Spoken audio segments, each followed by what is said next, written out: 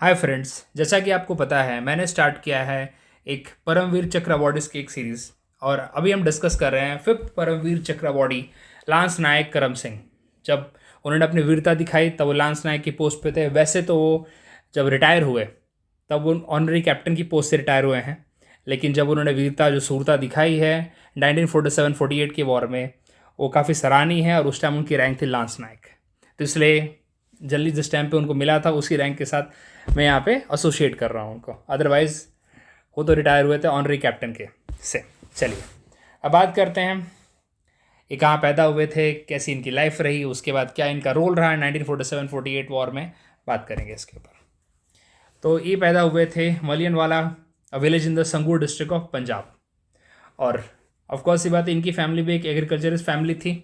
इनका भी interest army में था। वैसे तो ये भी काफ़ी वेल बिल्ड थे, बहुत ज़्यादा स्पोर्ट्स में इंटरेस्टेड थे।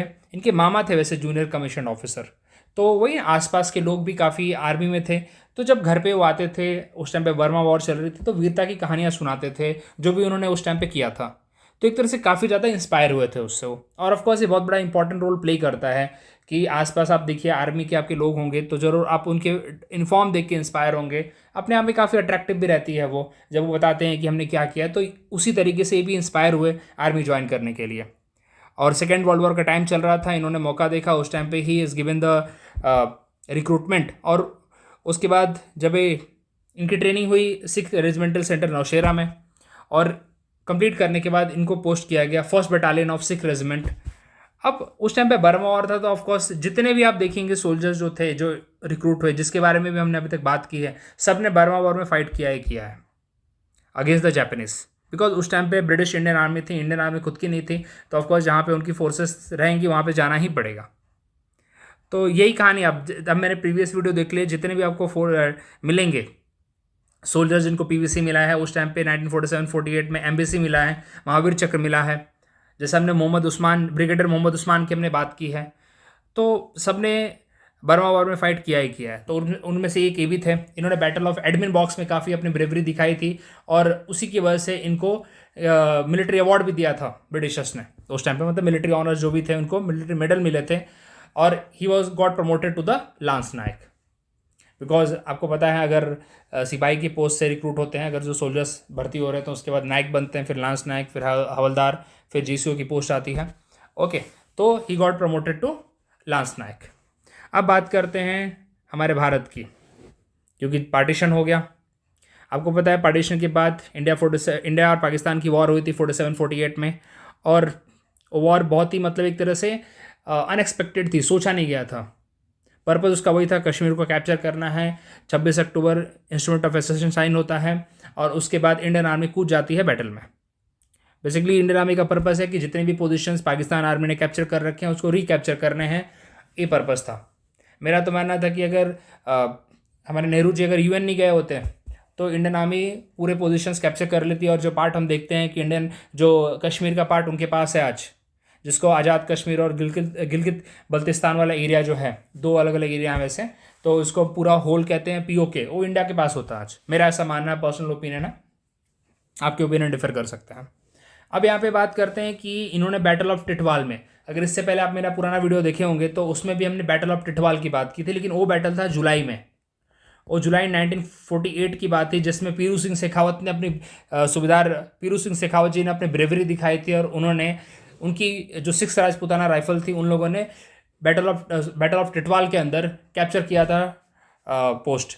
लेकिन वापस से अभी बैटल ख़त्म थोड़ी हुआ है, क्योंकि अब बात आई है अक्टूबर की। अभी 13 अक्टूबर की कहानी पे हम आ रहे हैं यहाँ पे। क्योंकि जैसे ही आपने एक पोस्ट कैप्चर किया तो पाकिस्तानी फोर्सेस रेडी है ना, वो काउंटर अटैक करेंगे, वो रिकैप्चर करना चाहेंगे। तो जो टिटवाल वाला पोस्ट था यहाँ पे, उसको सिक्योर करने के लिए जो फर्स्ट सिख रेजिमेंट थी उसको ड्यूटी दी गई थी। और वहाँ पे थे लांस नायक करम सिंह जी। अब यहाँ पे बात करते हैं कि कौन सी जगह पे थे। इट वॉज रीचमार गली पे थे। रीचमार गली जो थी वहाँ पे एक स्ट्रेटेजिक लोकेशन थी, वहाँ पे लोकेटेड, मतलब यहाँ उनकी जो टुकड़ी थी वहाँ पे पोस्टेड थी, और उनको ड्यूटी दी गई थी उसको एक तरह से प्रोटेक्ट करने की, उस तरह से फोर्टिफाई करने की उसको दी गई थी। अब पाकिस्तान बहुत ही, इनकी संख्या काफ़ी कम थी, ऐसा नहीं था कि इनकी संख्या बहुत ज़्यादा थी, अराउंड 50-60 होगी उनकी संख्या वहाँ पे, और पाकिस्तान के अटैक आना चालू हो गए। अब बहुत ही पहले तो 1 या 2 अटैक आए इन लोगों ने आराम से उसको काउंटर कर लिया, लेकिन देन टू इन्होंने मैसेज भेज दिया था कि पाकिस्तान की फोर्सेस काफ़ी ज़्यादा हैं, हमें आपसे री चाहिए जल्दी से जल्दी। तब इनको रिप्लाई में आया था कि अभी तो हम तुरंत नहीं भेज सकते हैं, लेकिन कुछ देर बाद आ जाएगी, तब तक आप अगर पीछे हटना चाहे तो पीछे हट सकते हैं। क्योंकि इन्होंने बोला था कि अराउंड 3000 सोल्जर्स हैं, 3000 पाकिस्तानी सोल्जर्स हैं जो ना उनकी काउंटर वेव्स जो आ रही हैं। तो जब तक एक बंदा गया था इंफॉर्मेशन देने के लिए, जब तक वो लौट के आया तो 2 वेव ऑफ अटैक तो इन्होंने ऑलरेडी काउंटर कर लिया था, और इसके दौरान उनके बहुत सारे इनके भी जवान शहीद हुए थे साथ ही साथ। अब एक पोस्ट से दूसरे पोस्ट तक जाके हेल्प कर रहे थे जवानों की, साथ ही साथ खुद फायरिंग कर रहे थे। लेकिन जब तक वो बंदा जाके आया तब तक 2 और वेव ऑफ अटैक आ चुका था। तो इस तरह करके टोटल 8 वेव ऑफ अटैक आए। आखिरी वेव ऑफ अटैक ऐसा था कि सिर्फ गिन के कुछ 4 या 5 सोल्जर बच गए थे इनके पास, और जब 2 सोल्जर्स जो पाकिस्तानी सोल्जर्स इतने करीब आ गए इनके, तो खुद बाहर निकले अपने बंकर से, और जो गन होती है ना, गन के आगे चाकू लगा होता है, जो बोनट है उसके आगे चाकू लगा होता है, उससे निकल के इन्होंने 2 सोल्जर्स को मारा। और ऐसे सिचुएशन जब पाकिस्तानी आर्मी के सोल्जर्स ने देखा, वैसे तो पाकिस्तानी आर्मी के सोल्जर्स के बारे में ये कहानी है कि थोड़ा सा वो ना ब्रेवरी की कमी पाई जाती है उनमें as compared to Indian. Otherwise जितने भी वॉर हमने देखे हैं उसके अंदर हमारी स्ट्रेंथ बहुत जगह पे कम रही है, बहुत पोस्ट हमने ऐसे ही मैनेज करके निकाले हैं, बहुत कम। जैसे आप बैटल ऑफ लोंगेवाला देख लो, इसमें हमारी कितनी सिर्फ 100 या 200, 100 या 120 सोल्जर्स थे। तो वैसे ही हमारी स्थिति रही है, 50-60 हमने ऐसे संख्या में हमारे सोल्जर रहे हैं और एक पोस्ट को उन्होंने संभाला है।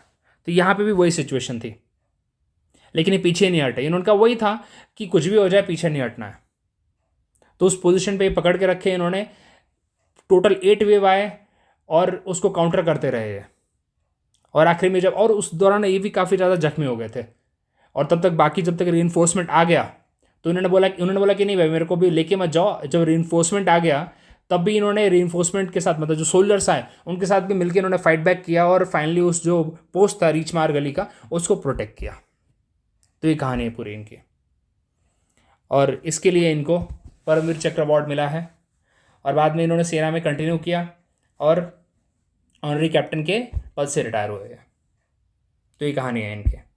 तो इनको पोस्टमसली नहीं मिला है, इनको अवार्ड मिला है तो इन्होंने खुद लिया है पीवीसी। तो इनकी कहानी है। तो बताइए आपको कैसी लगी, और please like share and subscribe. Thank you very much.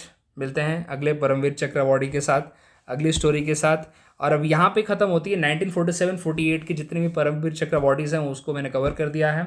अब अगली कहानी हमारी चालू होगी चाइना वॉर की, और यूएन मिशन की एक कहानी है, और फिर पाकिस्तान की वॉर 1965 की, फिर 71 की, एंड देन कारगिल वॉर। तो ये पूरा चलिए 231 है, ख़त्म करेंगे जल्दी से जल्दी। Thank you.